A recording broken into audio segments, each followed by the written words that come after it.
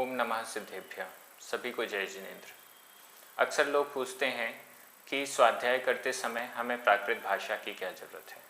भले आचार्य गुनगुन स्वामी के ग्रंथ हों या किन्हीं भी मूल आचार्यों के ग्रंथ हों, भले ही प्राकृत भाषा में लिखे गए हों, लेकिन जब उनकी हिंदी उपलब्ध है तो हमें भाषा सीखने से क्या मतलब है। हम तो हिंदी पढ़ते जाएंगे और हमारा काम हो जाएगा। ऐसा अक्सर लोग प्रश्न पूछते हैं और भी पूछते हैं कि महावीर भगवान ने प्राकृत भाषा को क्यों चुना, हमारे मूल आचार्यों ने प्राकृत भाषा में ही क्यों ग्रंथ लिखे।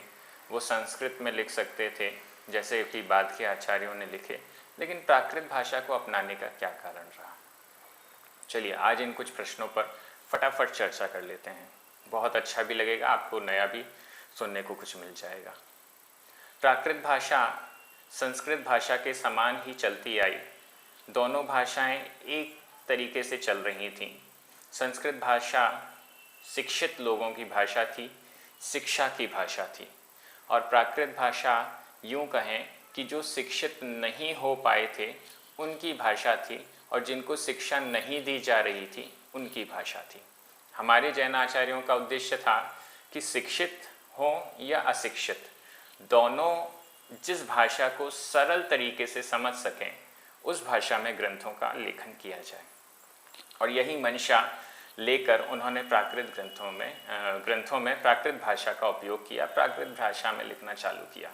अध्यात्म जैसे कठिन कह सकते हैं, आजकल तो अध्यात्म को कठिन माना जाता है, अध्यात्म जैसे कठिन विषय को भी प्राकृत भाषा में लिखकर आचार्य कुंद स्वामी ने इतना सरल कर दिया कि आज हर कोई उसे पढ़ सकता है और समझ सकता है। यही उनकी इच्छा थी। प्राकृत भाषा, चाहे संस्कृत वाले हों, वे भी प्राकृत भाषा समझते थे, और जो जन सामान्य थी वो भी प्राकृत भाषा समझती थी। जब मैं प्राकृत भक्तियों का अर्थ कर रहा था तो मैंने देखा कि भक्तियाँ एक सी हैं, लेकिन अलग अलग पुस्तकों में उसमें अलग अलग मिस्टेक मिल रही हैं। प्रूफ रीडिंग की मिस्टेक कह सकते हैं, शब्दों का हेरफेर कह सकते हैं।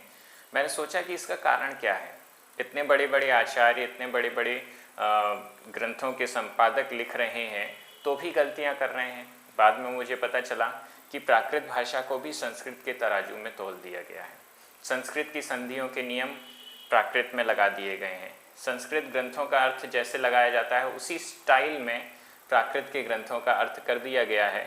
इस कारण से ये सब गड़बड़ियाँ हो रही हैं। वो गड़बड़ियाँ भी ऐसी हैं कि कई बार तो लगता है कि ये क्या हो गया। मैं आपको कुछ गड़बड़ियाँ बताता हूँ। जैसे बहुत ही एक अच्छा पाठ है जो हम प्रतिदिन पढ़ते हैं णमोकार मंत्र के बाद, ऐसो पंचणमो यारो वाला, और उसका अर्थ तो हमें बचपन में बालबोध में ही याद कराया जाता है। उस समय हमें ये बताया गया कि यह पंच नमस्कार मंत्र सब पापों का नाश करने वाला है, सभी मंगलों में पहला मंगल है, और इसे हर अच्छा कार्य करने से पहले जरूर पढ़ना चाहिए।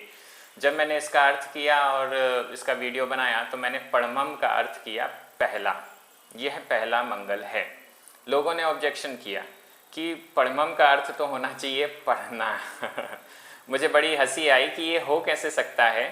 लोग इतने बड़े बड़े विद्वान होकर भी इतनी बड़ी बड़ी मिस्टेक कैसे कर देते हैं। पढ़मम का अर्थ हर जगह डिक्शनरी में, प्राकृत की डिक्शनरी हो चाहे प्राकृत के कोई भी ग्रंथ हो, उसका अर्थ है पहला। लेकिन पढ़ना, क्योंकि हम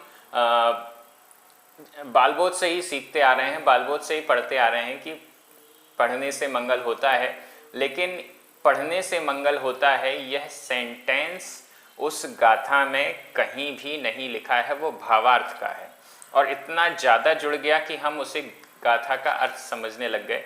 तो इस टाइप की मिस्टेक्स बहुत हैं। समय सार जी में आचार्य कुंद स्वामी कहते हैं चुक्केज छलमणा घेतव्वम।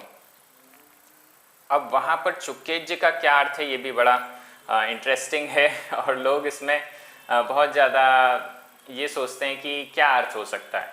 चूक जाऊं तो छल को ग्रहण नहीं करना, चूक जाओ तो छल को ग्रहण नहीं करना, इसमें क्या अर्थ होना चाहिए।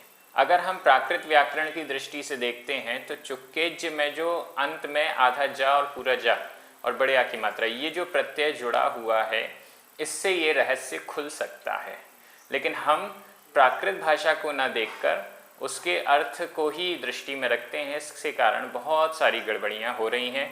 कई जगह तो प्रूफ रीडिंग की मिस्टेक के कारण एक एक शब्द का इधर उधर हेर फेर हुआ और पूरे ग्रंथ का अर्थ चेंज हो जाता है। इन सब से यदि हम बचना चाहते हैं, ओरिजिनल आचार्य कुन-कुन स्वामी को पढ़ना चाहते हैं, तो हमें प्राकृत भाषा को सीखना बहुत ज़रूरी है। मैंने आपको अपना परिचय ढंग से नहीं दिया है। मैं जबलपुर से डॉक्टर पुलक गोयल हूँ और मुझे ये सौभाग्य प्राप्त है कि अभी तक की सबसे पहली पीएचडी प्राकृत भाषा में लिखने का सौभाग्य मुझे मिला है। मैंने सौरशैनी प्राकृत में श्रमणचर्या इस विषय पर प्राकृत भाषा में ही पीएचडी लिखी है। मुझे भारत सरकार से जेआरएफ स्कॉलरशिप भी प्राप्त हुई थी और मैं अभी व्हाट्सएप यूट्यूब के माध्यम से प्राकृत भाषा का अध्ययन भी करा रहा हूँ। आप चाहें प्राकृत भाषा के ग्रंथ पढ़ें, कैसे पढ़ें और प्राकृत भाषा कैसे सीखें, इसके लिए आप मेरे YouTube चैनल पर जा सकते हैं। आपको YouTube पर सर्च करना होगा प्राकृत प्रशिक्षण डॉक्टर पुलक गोयल। मुझे बहुत अच्छा लगा, आपने बहुत सारी बातें आज कुछ सीखी हैं। 5 मिनट का टाइम बहुत कम होता है, लेकिन फिर भी कुछ बातें आपको समझ में आ गई होंगी। सभी को बहुत बहुत धन्यवाद। जय जिनेंद्र।